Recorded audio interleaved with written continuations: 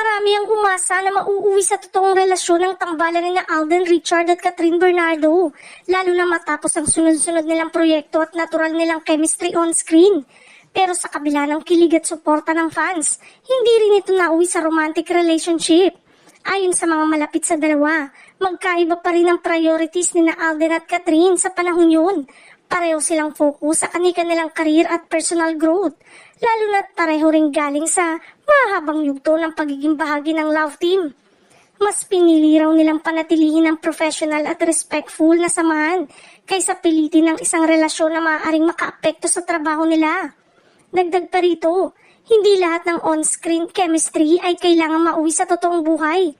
Para kina Alden at Catherine, sapat na ang pagiging komportable at supportive nila sa isa't isa bilang magkaibigan at co-actors.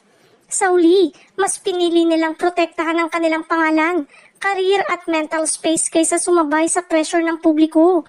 Hanggang ngayon, nananatiling malinaw na walang samaan ng loob kundi isang desisyong bunga ng maturity at respeto sa sarili at isa't isa.